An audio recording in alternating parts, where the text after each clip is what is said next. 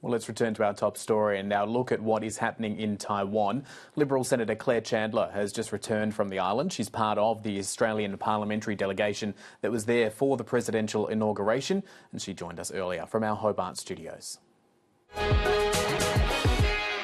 Chandler, welcome to Afternoon Briefing. You've just gone back from Taiwan, where you've been part of this delegation over there as part of the inauguration of the new president. Why was it so important for this delegation to be there for the event?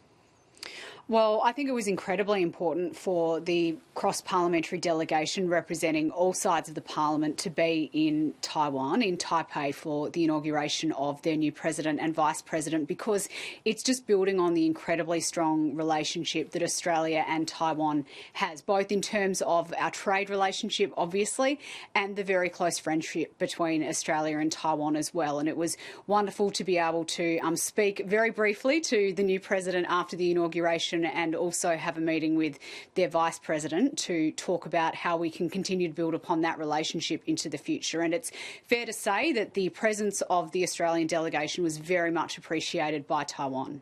How difficult a line, or maybe not difficult, maybe difficult is the wrong word to use, but how delicate a line is it to walk between wanting to show support on behalf of the Australian Parliament while also Australia still having this position where it is not necessarily recognising Taiwan as its own country?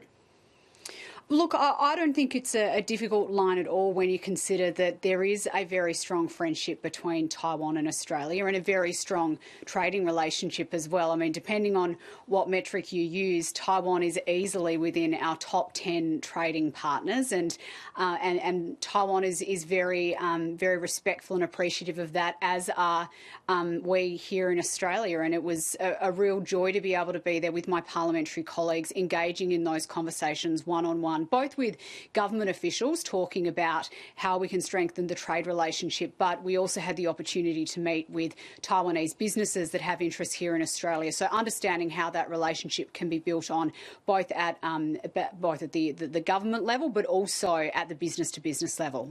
Do you think the relationship has taken on a different tone considering the tension that has existed between Australia and China in recent years? Oh, look, certainly it would be remiss to consider the Taiwan relationship without also considering the relationship that Australia has with mainland China, and the economic coercion that Australia has had to deal with in past years is certainly something that's front of mind for Taiwan. Every time I go to Taiwan, and I've been there a couple of times in the last 12 months, they make a real point of serving Australian wine to us while we're over there, because they know that getting Australian wine into China has been very difficult for the last few years. So I think there's certainly an awareness of the complexities that have come with managing that China relationship over the last few years. And it's one of many reasons why Taiwan is so keen to maintain a relationship with Australia. But we also have to remember fundamentally that Taiwan, like Australia, is a strong and vibrant democracy. And so it's only right that we maintain that strong friendship. Where do you see as the areas for growth there? Is this an area where we need to start thinking about launching things like trade negotiations with Taiwan, not necessarily recognising it in the way that it would ultimately like to be recognised as a country in its own right, but trying to strengthen those intergovernmental ties that exist with other countries around the world?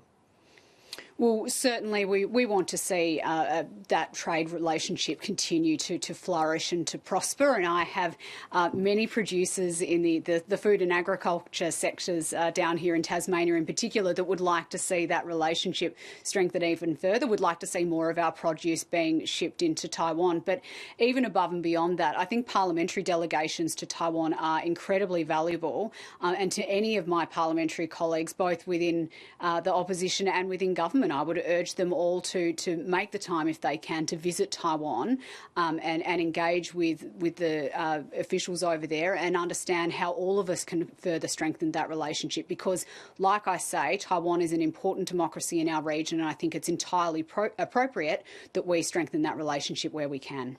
In the days following the inauguration of the new president and vice president, we have seen Beijing ratchet up its military drills in the Strait of Taiwan and around some of the islands Taiwan Taiwan controls that are closest to the Chinese mainland. How should countries like Australia respond to that sort of aggression from Beijing when we are trying to also protect our relationship with Taiwan?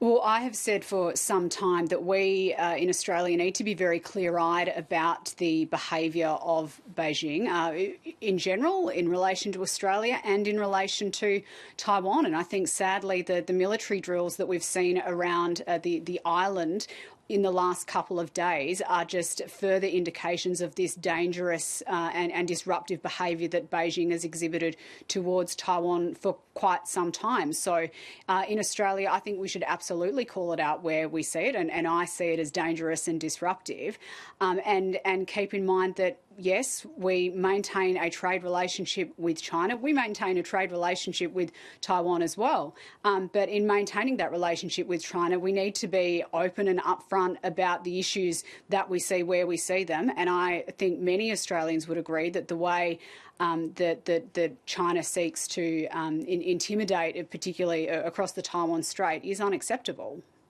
How do you think, based on the conversations that you've had with people in the Taiwan government, maybe even just locals while you were there on this delegation, what's the sort of vibe there in Taiwan when it is confronted by actions like this from China?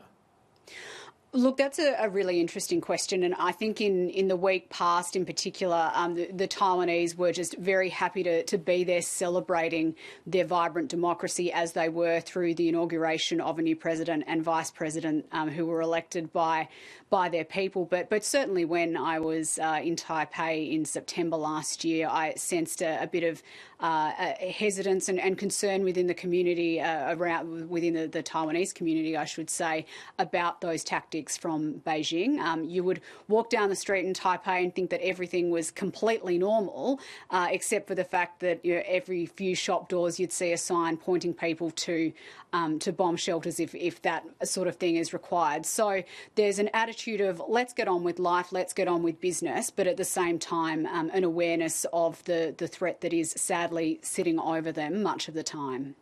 Well, Claire and Chandler, no doubt this is a topic that we will discuss with you at length in the coming weeks, months and probably years. Thank you so much for joining us on Afternoon Briefing. Thanks for having me.